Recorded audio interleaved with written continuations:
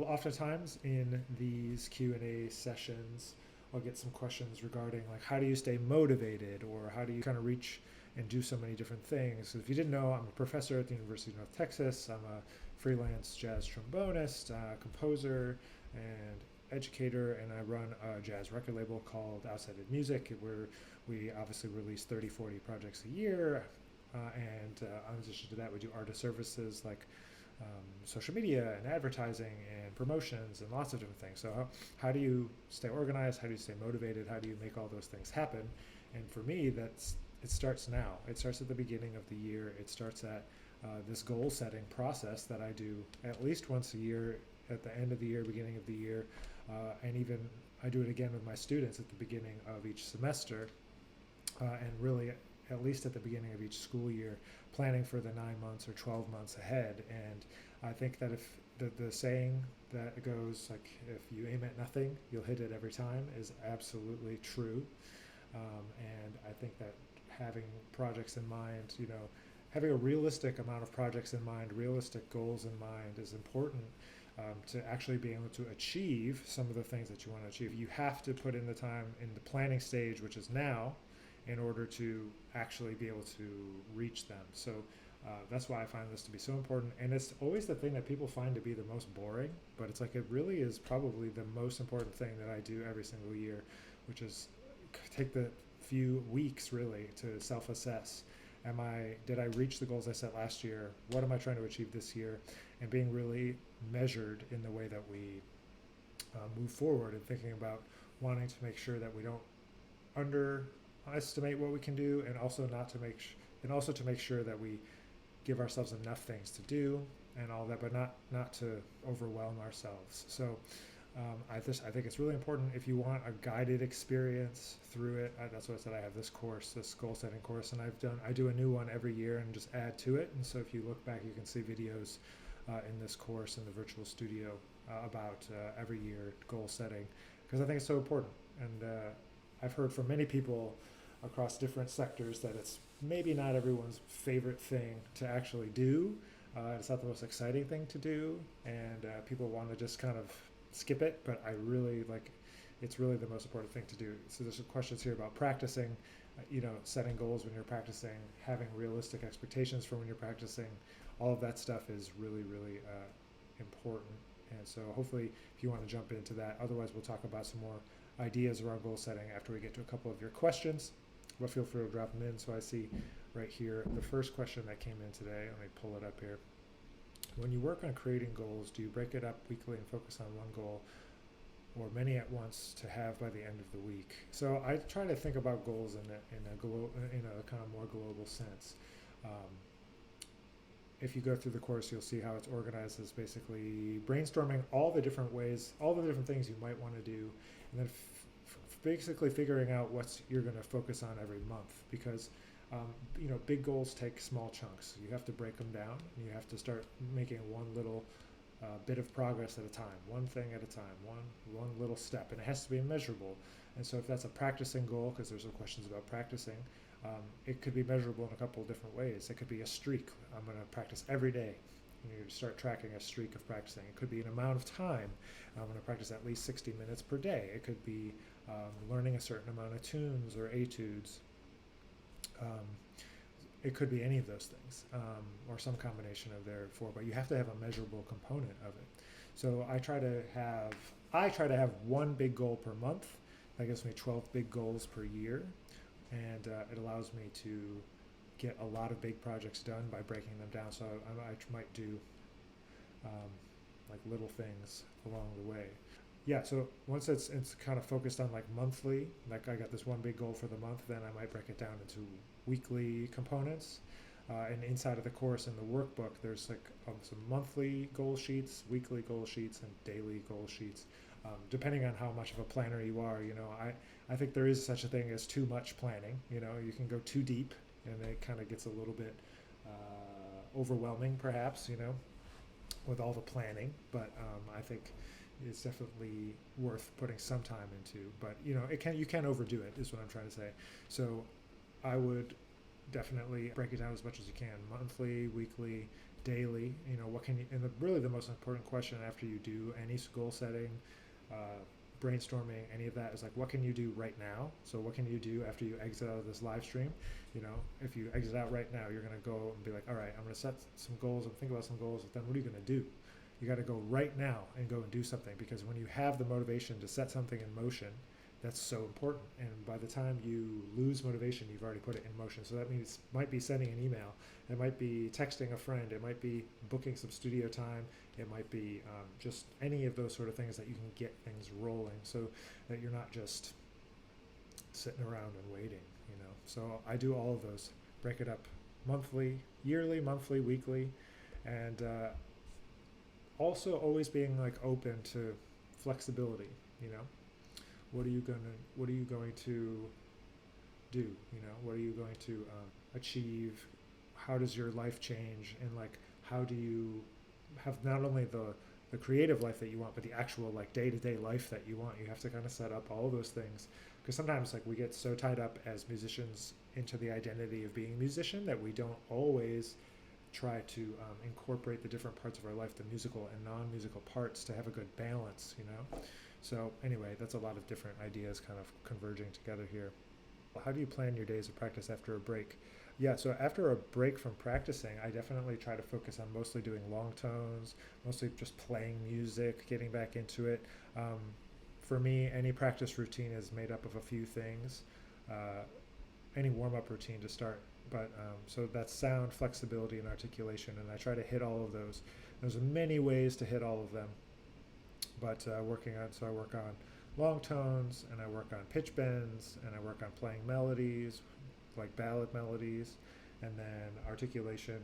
There's multiple tongue, there's single tongue, there's slurs, there's staccato, so you got to practice in opposites, all of those things. And then flexibility is being able to do whatever you want to do when you need to do it. So it's not just playing lip slurs, it's many different things. So that's being able to improvise, it's being able to play lead, it's all of that. So I do some kind of work in those three areas, and then I try to play some music and just play some tunes. So that's what I do. I try to take it easy when I'm coming back from a long break, that's for sure. Can you share what your goals are for this year? Yeah, they're on my iPad, which is actually broadcasting some of this here, but I can pull it up on my computer. If you just give me a second, let's see what some of the things. I was on a trip a couple weeks ago, kind of thinking about some of this stuff. So let's see, goal setting. Yeah, okay. So I have some personal goals. I'm gonna try to run a marathon or half marathon this year. That's something. So that means I have to set aside some time for training for that. That's for sure. So that's one of the first things I'm trying to incorporate for myself, like musical and non-musical goals together to kind of be more holistic, and really one of my really big goals for this year is actually to do less. And by doing less, I mean taking on less projects, spending more time being a little bit more thoughtful and deep about a few things, rather than letting my normal thing like go out of control and like overdo it. So that's one. I have some income goals, about trying to increase that, learning to say no better, saying no to things that don't really feel like they're going to bring me joy. That's something I'm going to focus on this year. I'm launching a book this year, so that's coming up in probably early Q2 of this year. And this is a book that's a music business book. It's not a jazz trombone book. And so those are some of my big goals. I have to finish and record and release a project through Chamber Music America. I got a grant for my group that recorded the Cast of Characters record to go and record another record. So that's another project or goal. And I've been saying for a long time now that I'm going to do a holiday record. So I'm hoping this summer to record also a new holiday record for release in the fall. So yeah, those are some of my goals. Taylor asks, how about new goals as an educator? What are you trying to improve in terms of teaching? In terms of teaching, I'm always trying to improve the clarity of my communication. That's something that I'm trying to focus on, and always trying to make the most out of the time that I have with the students in terms of being as economical with material as possible. Like multi-dimensional with one thing, so going deep on an idea rather than too wide. I'm just kind of editing I'm teaching improv class at UNT, so in the second improv class out of 4. So we mostly focus on the language of bebop in that class, and so there's a lot of different things you could cover. And so trying to incorporate a lot of different things and not focus on one thing too much, but also going deep. So I've been making edits to that to try to, 1, be more clear in the way it's communicated, and 2, to be the most efficient and effective with that material. So those are some of my goals as an educator for this year, and trying to make the best studio we can, and be supportive of our students. So those are a couple. Here's some question from YouTube here. What's up, John? Do you recommend setting granular goals, i.e. learning a specific technique or getting something to a certain tempo? I think that is like a very micro goal that relates to a more macro goal that you might want to set. So I think process related goals are more effective than super granular goals. Sometimes there is a super granular goal if like you're doing an audition, say, and there's certain repertoire that you have to learn. But I would focus more on the goal of the process, and like, I'm going to work on this every day, or like maybe there's a goal piece or tune or transcription that you want to be able to do in 6 months. And so there are certain elements that you work on to get you there in the interim. So it could be speed of articulation.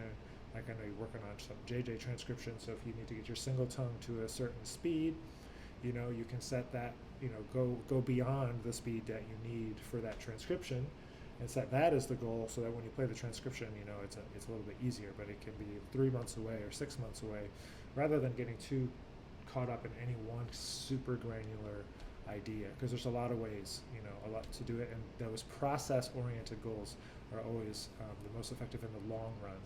And then the little granular things are the steps along the way. That's how I think about it, and that's how I think it's effective. It doesn't mean it's the same for every single person. Here's one from Jackson. What's up, Jackson? It says, how about goal settings as a group? I have difficulty aligning my personal goals and work ethic with those of others. I mean, that's a good point. That's a good, it's always a challenging situation when there's other people involved. I think you really can only focus on yourself, and what you can bring. I think I know in your case, it kind of what you're thinking about there. So you kind of have to only judge yourself based on the goals that you set for yourself, and your participation and your leadership and what you bring to the table, because you can't control what other people are going to do, and you can lead by example, but ultimately, people are going to do what they do. This might sound kind of negative, the way I'm going to approach this, but like, it saves me a lot of headache in that if I just assume other people are going to do nothing and not care, then it's a nice surprise when they do, or they go above and beyond the baseline. So I just assume that pretty much no one is going to do anything, and that I should just do it by myself, and I have to just kind of take it on myself to do, and so try not to worry too much about what you can do outside of yourself, and I know that's maybe it's not helpful, but it's like you can only lead by example and try to set everything up for success if you're leading a group or something like that, and just know that they're going to kind of do with that whatever they do, but your success is determined by what you define as success in that situation. So just being clear about how you want to define that success, and making sure that you set yourself up to like do those things.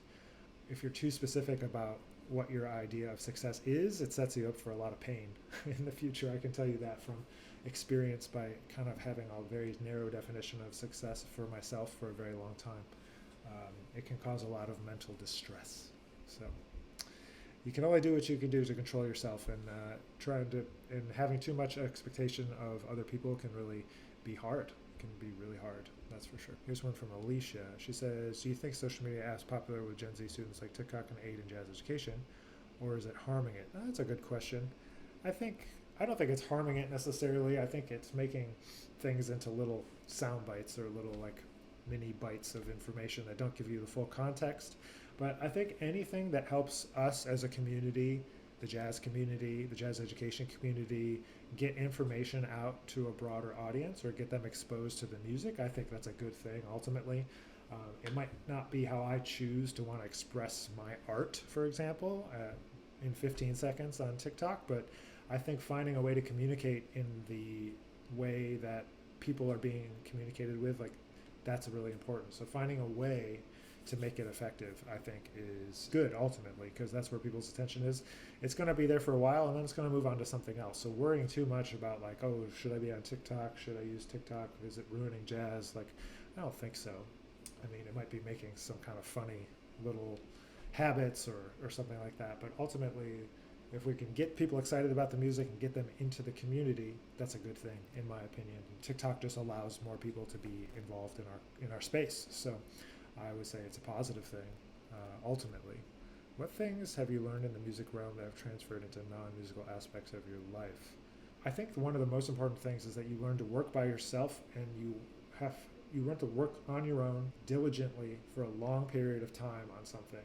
And that's really hard because you're trying to get mastery, and getting mastery in anything is super, super difficult. So I think being a musician trains you to be able to look at that long game, to look at the big picture and be able to work on a skill for a long time and be obsessed with that skill for like a long time. I mean, there's plenty of things people get obsessed about and get super deep into, but like the process of like learning, becoming a teacher, teaching other people, all of that stuff is so evident in learning about music, I think. And it also like makes you think about new ways to explain things, new ways of expressing yourself, and allowing your creativity to come out. So I think all of that has affected my life in other ways, non-musical things. I think approaching it from from a creator perspective, like it makes me look like at a business situation. Like I need to be creative in the way I approach this. There's got to be a solution, like there's always a musical solution to a situation. So I'm always like, well, how do I solve for this? And how do I be creative in the way that I solve this problem? And I think that being a musician and having that attitude is super essential, and it kind of ties you into any aspect of your life. So hopefully, I'm sure for you, Alex, that the dedication you've put in as a musician will translate into your new next phase of career here. It says, hello, I'm from South America. How can I improve my breathing when playing? Breathing is, I don't know how it turned into this, but like breathing has kind of turned into a somewhat sensitive topic, I guess. But I'm not about like an athletic approach to breathing in music. I'm about a very relaxed approach to breathing in music. I think you should take as relaxed of a breath as you can. I think building tension here and here is the enemy. You want to just take a normal breath. It might be quick and it might be big, but it should be relaxed.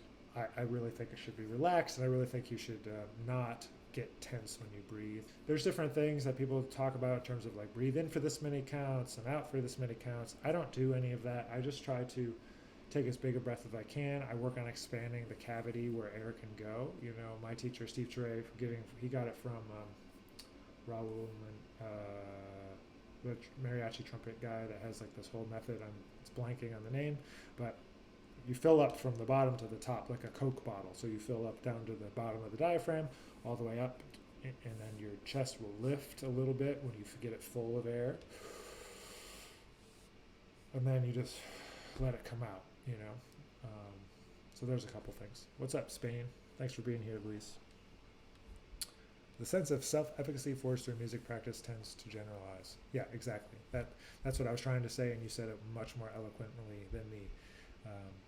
That self-efficacy is so important for so many things. Paulo is from Brazil. He's been a bass maker since 1980 and always played double bass. Nice. Thanks for tuning in. After several surgeries and 5 fingers, because I stopped playing bass, started playing trombone. Oh, nice. I like your channel. I follow your work. Hey, man. Thank you. I know a lot of trombone players that became bass players, and bass players that play trombone. It's a nice bass clef community, man. So thanks for joining us. I appreciate you being here today. All right, here's a question from Taylor. What are you improving upon this year that you did not have time to do last year? That's a good question. What didn't I have time to do last year?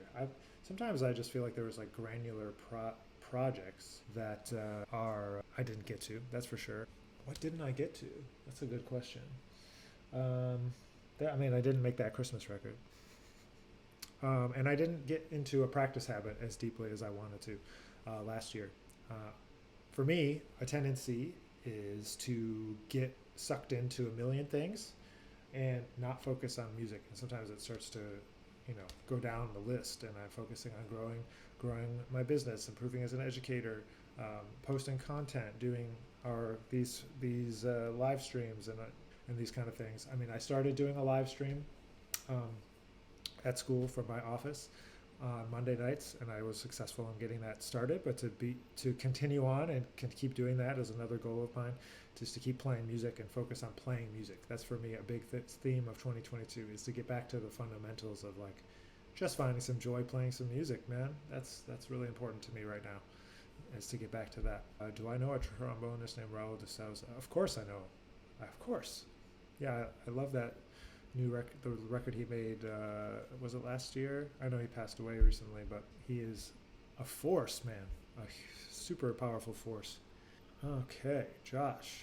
I'm thinking about releasing an album this year. I wanted to play some tunes from musicians who are still alive. Do you have to have permission to record these tunes? And yes, how do you go about getting permission?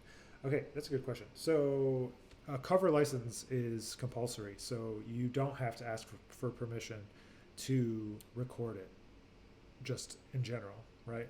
But that's not to say that you shouldn't ask or shouldn't tell them. Or what you do have to do, though, is you do have to pay for the mechanical licenses of that. And if they aren't available from a public source like songfile.com or TuneCore licensing, or if they haven't like taken care of business, like setting up their publishing, which a lot of younger artists don't or have not done it yet, but you do have to get those licenses. So you have to, if you want to get to record those tunes for free, you do need permission from them to do so. They need to waive their rights to the mechanical, either give you the mechanicals or waive their right to it, and you want to get that in writing, for sure. But it's compulsory. Like if you want to do a cover, they don't have to give you permission. You can do a cover with no problem. If you just publish it online, you don't have to pay for it, as a cover kind of thing. Is that Paley? You can just go ahead with that. But I would go ahead and talk to those people, because then they could be really key people in helping to promote your record. Like if you talk to them from the beginning, hey, I really want to record your tune, blah, blah, blah, blah. And, you can either do something in barter or exchange, or you can pay them whatever they ask for, because whoever controls their publishing technically controls the mechanical licenses, and so you gotta deal with them and kind of sort that out, So that's how you go permission. You either go through a public facing entity like Songfile or TuneCore licensing, or directly to the artist if it's not publicly available, because it's not always publicly available, even if it's like a well-known artist. Sometimes the stuff's down there, and sometimes it's not. So, all right, here's another question. When you have too many goals and overwhelm yourself, what do you do to decompress and try not to overwhelm yourself? So this is really important. So this is why in my goal-setting process and in that course, that's why I pick 12 goals per year, because that gives me one to focus on in a month. And sometimes it's one goal for 2 months. It's not always the case that we all have to do one per month. That's just what works for me. If it's yours, is 3 per year. Look at what we do in my course is talk about the big 3. So we talk about 3 goals that you're going to work on for the whole year, or that are really important. They might only take 2 or 3 months, but 3 goals, 3 big picture, right? And then I do 12 total. So I do 3 at a time, kind of 3, 3, 3, 3. That way I try not to overwhelm myself, because if you can get 12 big projects done in a year, that's a lot, or medium-sized projects even, like that's a lot. And so sometimes what happens is we get a list of too many things and then nothing happens. So I feel like I say, let me pick 3. And if I get these 3 done, that's so good. And I'm going to feel so good about myself if I get these 3 things done, And so that's what I do. So to not overwhelm myself. But to decompress, I run. Or I exercise in some kind of fashion. So I was saying I wanted to do a marathon or a half marathon this year. That's part of that. For me, that's how I decompress. I got to get that nervous energy out somehow, that anxiety out, That's what I do. There's many ways to decompress, though. How do you control your nerves when playing a concert? That's a good question, and I think it really comes down to you as a musician, as an artist, becoming comfortable with sounding bad, essentially, and not caring what other people think. Because the more you care about what other people think about your performance, the more nervous you're going to be. That's to say, when someone who is really high up on the totem pole is in the audience, I get nervous too. Generally, I don't get nervous anymore, but when there's certain people in the audience that I know are really, have big ears and know what's happening on a deep level, maybe they're my teachers. When Steve Teray is at a gig of mine, like, I get nervous still, or even my teacher from Eastman, Mark Kellogg. Like, I'm like, oh, I want to play good for that person. So the more detached you can be from the outcome, the less nerves you're going to have. I've never had to do anything with like beta blockers, or some people say to eat a banana beforehand. The potassium helps calm your nerves or whatever, or something in the banana. I'm no scientist. So all of those things are ways to kind of mitigate it, but it really comes down to that mental process of like, hey, this is going to be okay. It's going to be what it is. It is what it is, and being comfortable with whatever happens, and moving forward, whether it's good or bad or medium. Last week I played at the Jazz Education Network conference, and one of my teachers from Juilliard was there, Carl Allen, and luckily I didn't know he was there until the end, so I didn't get nervous until the end. But it still happens to me, man. So it's like you just have to come to that place where you can just be comfortable with the things as they are. That will calm your nerves. Breathing, getting a mindful breathing practice can help. I forget where I read it, but I think it's definitely true for me, at least. It's like if you breathe in and count to 7, like 7, and then out, it starts to fire your sympathetic nervous system, and it starts to calm you down. So if you're trying to fall asleep, if you go in for at least 7 and then out for 7 seconds or 7 counts, like whatever, and then I find that actually does work for me. I was skeptical.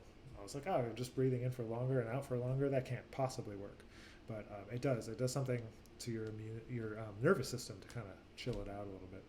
All right, excellent. There's been a lot of great questions today. We're going to wrap it up in the next couple of minutes here. Like I said, we're going to go back to our usual time next week once my teaching schedule goes back into full swing.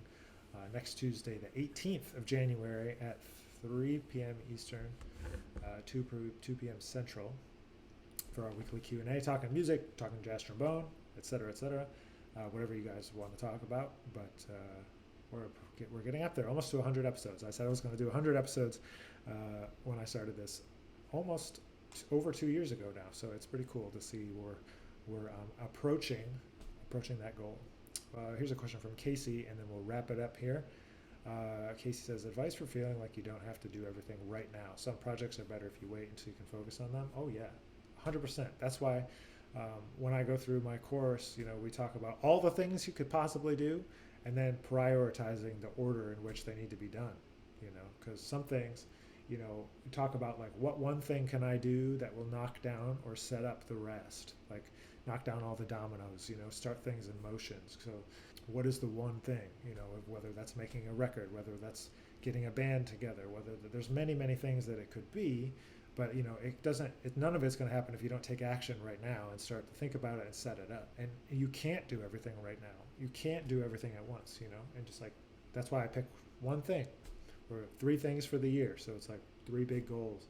And if I hit them by this time next year, I will be super pumped, So one thing at a time. You can only do one thing at a time, really, you can work on a bunch of different things, but then you're kind of all split all over the place. So you got to decide which thing is the most important thing. So again, what I do, I make a list of all the things I could possibly want to do, and then I try to prioritize them based on like what things need to happen in a certain month, Exactly. Graduation's coming up, so your recital, that has to happen first. You got to finish school, but you also got to set yourself up for getting out of school.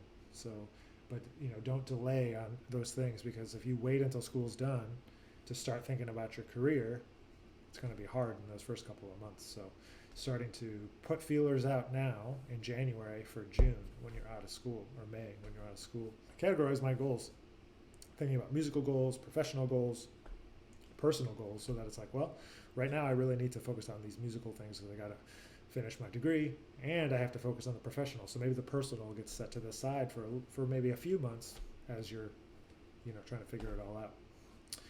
So, all right, I'm going to wrap it up for today. Thanks a lot for joining us. Thanks for being being here. Hope that helped you think about your goals, talk about your goals, write down your goals. If you want to join the virtual studio and check out the goal setting course, please do that. You can find it on my website, or just Google Nick Finzer goal setting, and you'll find the PDF workbook and all that stuff, if that's going to be helpful to you. And I think it really is helpful to do. What's up, Bippy? Super helpful to do a guided goal setting thing once in a while. And I know it's boring sometimes, but I think in my life, I think it's one of the most important things that I do. So that's why I make a point to talk about it, even though it might not be the sexiest thing. So anyway, hope you all have a wonderful week, wonderful weekend once we get there. I guess it's only Tuesday, but have a wonderful week, and we'll catch you next Tuesday.